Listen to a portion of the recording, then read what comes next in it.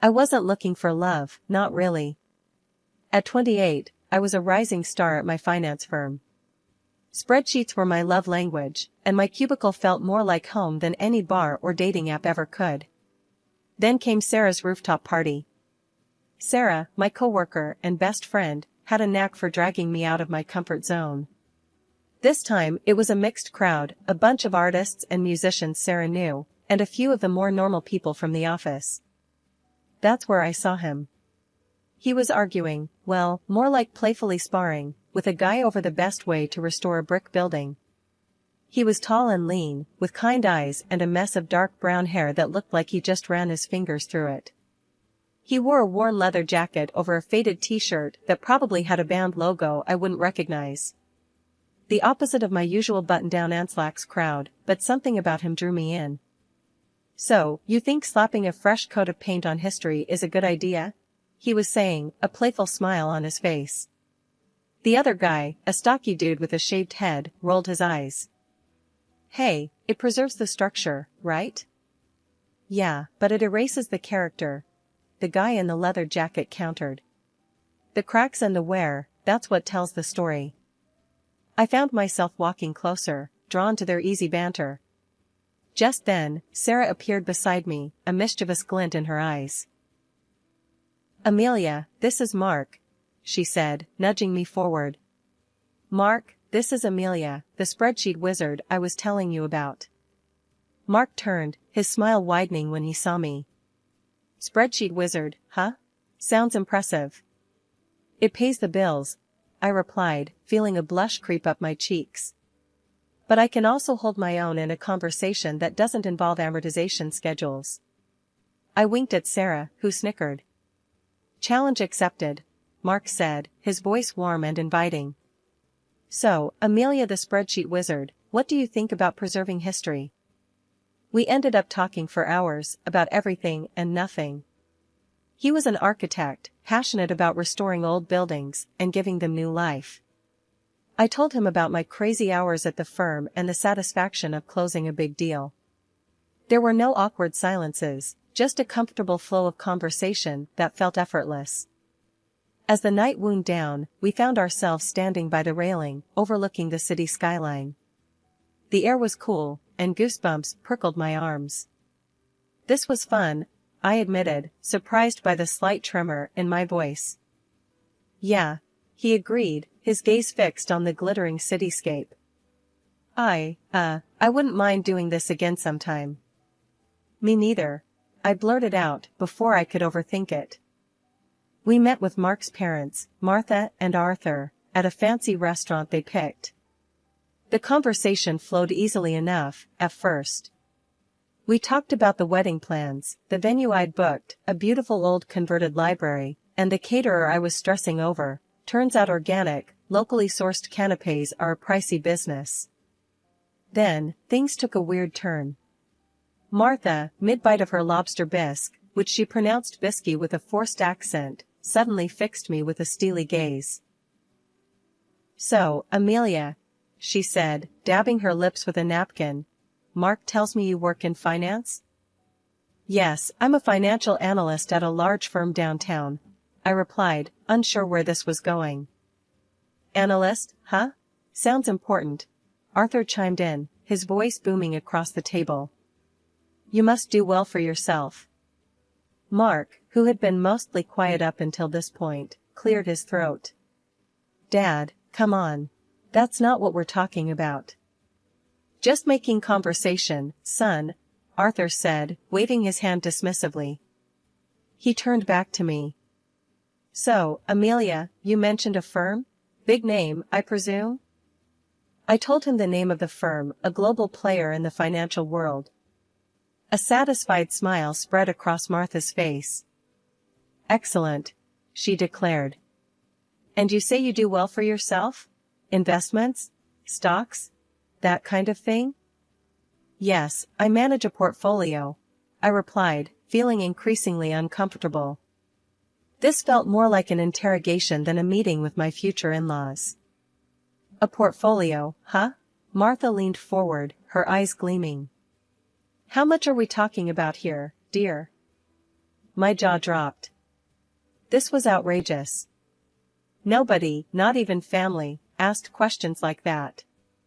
I glanced at Mark, hoping he'd step in, but he just avoided my gaze, fiddling with his breadbasket. That's really personal information, Mrs. Miller, I said, forcing a smile. Oh, come on, honey, Martha huffed. We're practically family now. Isn't that right, Mark? Mark mumbled something non-committal, his cheeks flushed pink. I decided to take matters into my own hands. Look, I said, trying to keep my voice calm. Money isn't everything. Mark and I love each other, and that's what matters most. Love is great, sweetheart, Arthur chimed in again. But let's face it, love doesn't pay the bills. I took a deep breath. This dinner was turning into a disaster. Maybe we should stick to talking about the wedding, I suggested, hoping to change the subject. The next morning, I called my grandma. As soon as I hung up with her after recounting the dinner with Mark's parents, a wave of doubt washed over me. Her words, greedy and selfish people, echoed in my head. But I brushed it off. Grandma could be a bit old-fashioned sometimes. Sure, Martha and Arthur were a little blunt, but they seemed genuinely happy for us. Maybe they were just a bit awkward when it came to expressing their emotions. Fast forward a few months, and wedding planning was in full swing. Everything, from the venue to the flowers, felt like pulling teeth. Whenever money came up, Mark would give a sheepish shrug and say, "Work's been a bit tight lately." His parents, bless their hearts, kept offering suggestions, cheaper venues outside the city limits, a family friend who did amazing catering for a discount meaning they'd barter for vegetables from their neighbor's garden. Needless to say, I ended up footing most of the bill. Mark, ever the charmer, would say things like, "You're amazing, honey," handling everything like a champ. But his lack of financial contribution started to grate on me. Finally, the big day arrived. It was beautiful, the weather cooperated, the food was delicious, and most importantly, Mark and I said "I do." The only sour note was Grandma. After the ceremony, she pulled me aside, her wrinkled face etched with concern. "Amelia, honey," she said, her voice low, "be careful with those in-laws of yours. They don't have your best interests at heart." I rolled my eyes. Here we go again. "Grandma, they're just excited. They love Mark, they love me. Everything's fine." The honeymoon phase was barely over, the leftover wedding cake still sitting on the counter, when the first major in-law incident occurred. It was a Sunday morning, and Mark and I were still luxuriating in bed when a loud thump from downstairs shattered the peaceful silence. We exchanged a confused look, then Mark mumbled, "Probably the mail." Wrong. The thump was followed by a cacophony of rustling paper and muffled exclamations. Throwing on robes, we hurried downstairs to find a scene that could have been ripped straight out of a horror movie. Well, a horror movie with a lot of floral wrapping paper and gaudy gift bags. Martha and Arthur were sprawled on the living room floor, surrounded by wedding presents, like vultures picking over a carcass. They were tearing into boxes, oohing and awing over some items, tossing others aside with dismissive grunts. "What in the world is going on here?" I demanded, my voice laced with disbelief. Martha, mid-unwrap, looked up and flashed a megawatt smile. "Amelia, darling. Just admiring your lovely wedding gifts." "Admiring?" I sputtered. "It looks more like you're ransacking the place." Arthur, holding up a crystal vase and squinting at it, snorted. "Relax, sweetheart. Just sorting things out. Can't have all this clutter lying around, can we?" Clutter? These were gifts, chosen with love, hopefully, by our friends and family. But before I could voice my outrage, Mark spoke up. "Maybe they should just leave the presents unopened, right?" he said, his voice mild. "Exactly," I chimed in, relieved he wasn't completely oblivious. Martha scoffed. "Don't be silly, honey. It's rude not to open presents. Besides," she added, her eyes gleaming, "we might find something truly special in here." special for them, that much was clear. I watched in growing frustration as they picked through the gifts, setting aside anything that caught their fancy, a silver picture frame, a set of engraved wine glasses, a fancy cheese board. Finally, I couldn't take it anymore. "These are our wedding gifts," I said, my voice firm. "Not yours to take." "Look, honey," Martha said, her voice dripping with fake sweetness. "We just saw some things that would look lovely in our new house. You know, the one we're redecorating." They were redecorating? With our wedding gifts? The anger bubbled up inside me, threatening to spill over. "What about the gift you got us?" I asked, my voice tight. Martha paused, her hand hovering over a box wrapped in fancy floral paper. She rummaged through the pile, finally pulling out a small, oddly shaped package. With a flourish, she handed it to me. I unwrapped it slowly, my heart sinking with each layer of tissue paper. Inside was a cheap glass statuette, the kind you'd find at a discount store, adorned with garish plastic flowers. My stomach churned. This was their idea of a wedding gift? Maybe Grandma was right. Maybe I'd married into a nightmare. The wedding gift incident was just the tip of the iceberg. Martha's shopping sprees became a regular occurrence. She'd call, all chipper, and ask me to join her for a girls' day out. What it actually meant was me being her unpaid personal shopper. We'd browse stores, and inevitably, Martha would find something absolutely must-have. Then, at checkout, she'd do this weird shuffle with her purchases and mine, muttering about forgetting her wallet and such a hassle with separate bags. Of course, by the time the cashier figured it all out, I'd be stuck paying for both our stuff. Arthur wasn't much better. Weekends were his prime visiting time. He'd waltz in unannounced, plop himself down on the couch, and proceed to spend the entire day glued to the TV, inhaling whatever snacks I had on hand. When I finally built up the courage to ask him why he spent so much time at our place, he looked at me with a straight face and said, "Saves money on groceries and electricity, doesn't it?" The audacity of the man. Did he think we were running a charity? Mark, ever the peacekeeper, just rolled his eyes and muttered something about Dad just needing some company. The birthday dinner was the final straw. I decided to treat myself, a nice night out at a fancy restaurant, to celebrate another year older, and hopefully wiser. Naturally, I invited Martha and Arthur. Big mistake. The menu was a confusing array of French names and unfamiliar ingredients. Undeterred, Martha and Arthur ordered the most expensive dishes, pronouncing them with a confidence that belied their complete lack of knowledge. Halfway through the meal, Martha declared the escargots too slimy and pushed the plate away. Arthur choked on a mouthful of bouillabaisse, spraying a gout of saffron broth across the table. The entire evening was a disaster. By the time the bill arrived, my blood pressure was through the roof. The cost of that meal could have fed us for a month. And guess who offered to chip in? Nope, not Mark. He just sat there, oblivious, while I choked out a strained thank you to the waiter and reached for my credit card. Back home, fuming and frustrated, I finally confronted Mark. "How can you just let your parents walk all over you like that?" I demanded. "Come on, babe," he said, dismissive. "It's not a big deal. They're just, like that." Like what? Selfish and entitled? Mark, this isn't okay. He sighed, running a hand through his hair. "Look, I love you, but you gotta pick your battles. My parents are, well, my parents. They're not gonna change." Maybe he was right.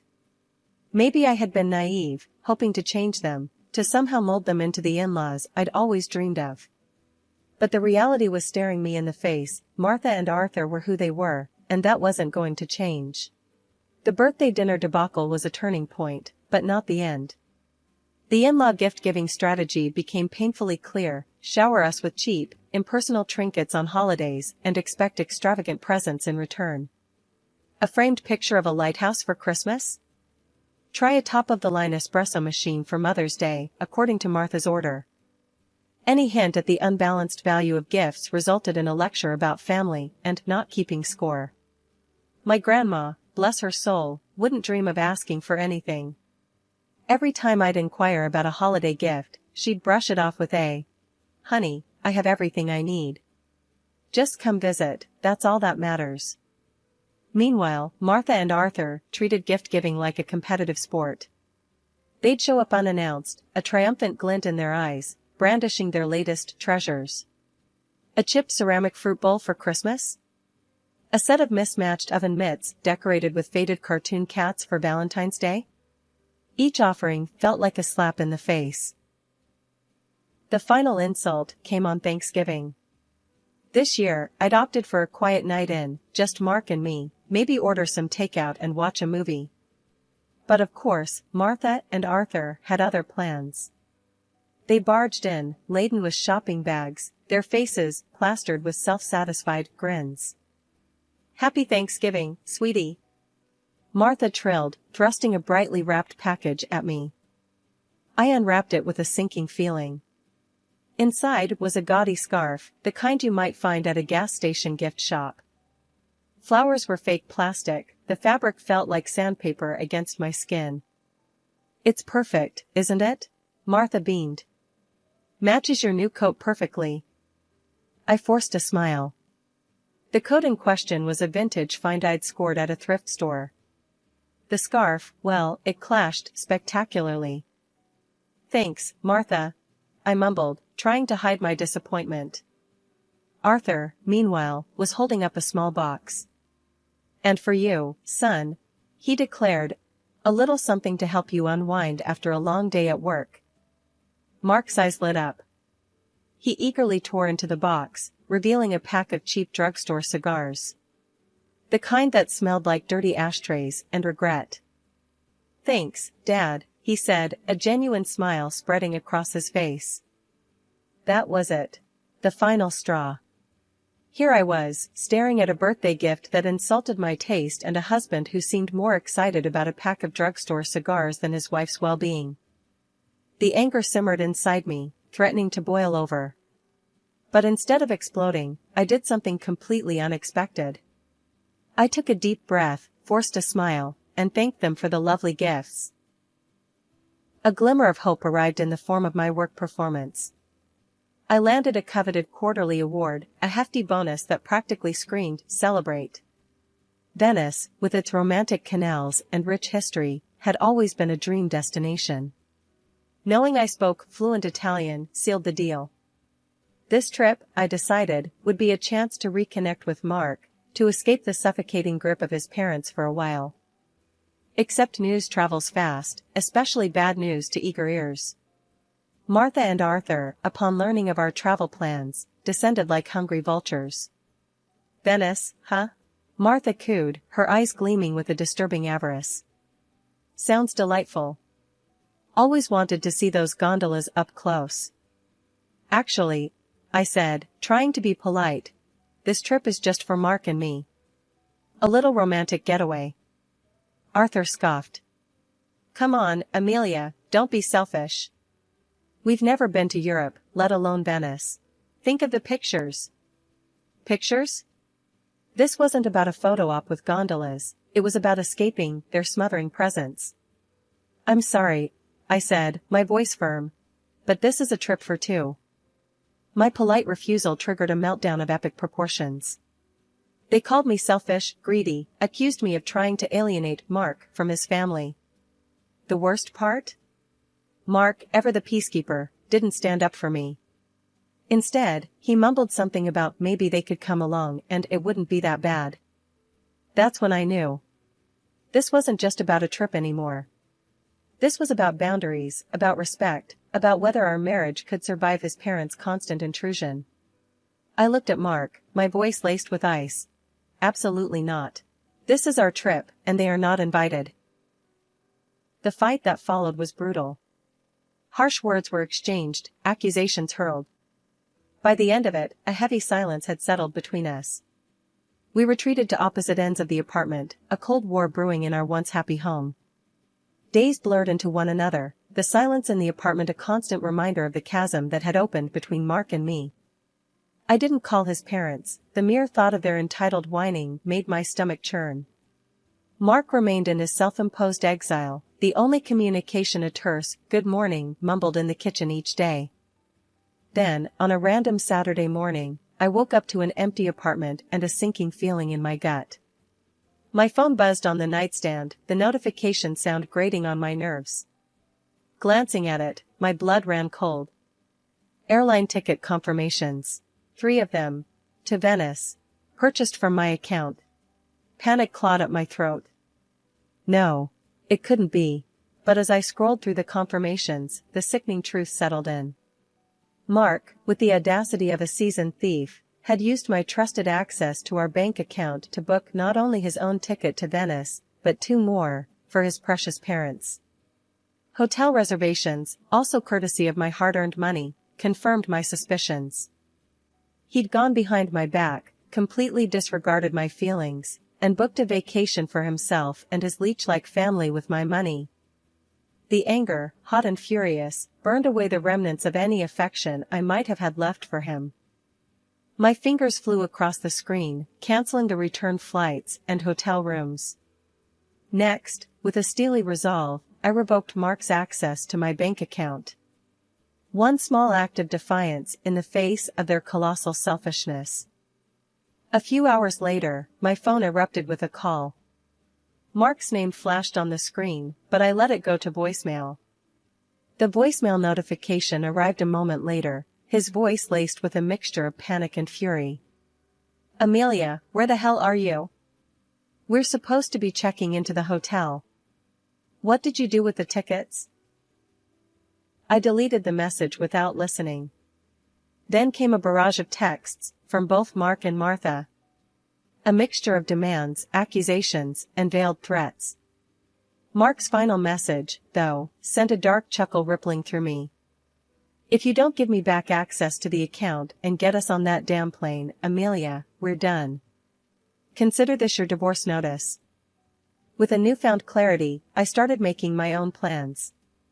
I contacted a lawyer, the weight lifting from my shoulders with each step towards independence. Mark's divorce notice might as well have been a gift. I didn't wait for Mark to waltz back in, tail between his legs. Packing was cathartic. Clothes went into suitcases, knickknacks into boxes.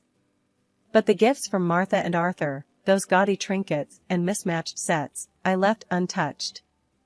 I lined them up on the living room floor, a garish monument to their selfishness. A final act of defiance before I slammed the door shut on that chapter of my life. Grandma's house, with its familiar scent of cinnamon rolls and worn furniture, felt like a warm hug. Tears streamed down my face as I recounted the entire ordeal, the hurt and anger spilling out like a dam breaking. Grandma listened patiently, a sad smile on her lips.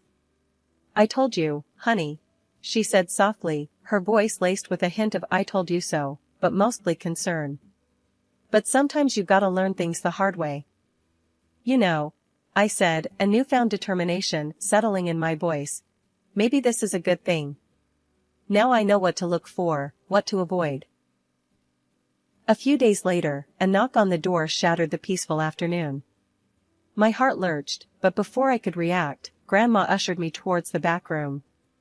Peeking through the curtain, I saw Mark standing there, looking lost and dejected. "Amelia, please," he pleaded, his voice thick with desperation. "Let me explain." Grandma opened the door a crack, her expression unreadable. Mark launched into a groveling apology, spewing words about realizing his mistakes and trying to distance himself from his parents. The anger that had been simmering inside me bubbled over. I barged into the hallway, a cold fury in my eyes. "Distance himself?" I scoffed. "Mark, you were about to spend my money taking them on a vacation. This isn't about you suddenly seeing the light. This is about you being comfortable.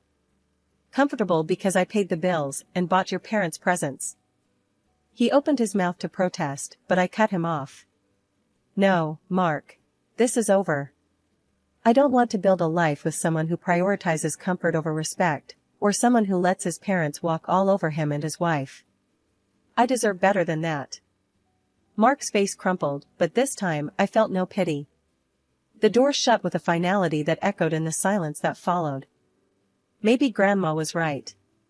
Maybe this wasn't the end. Maybe it was the beginning of something new, something better. A life free of entitled in-laws, a life filled with respect, and maybe, someday, with love that wasn't selfish or convenient.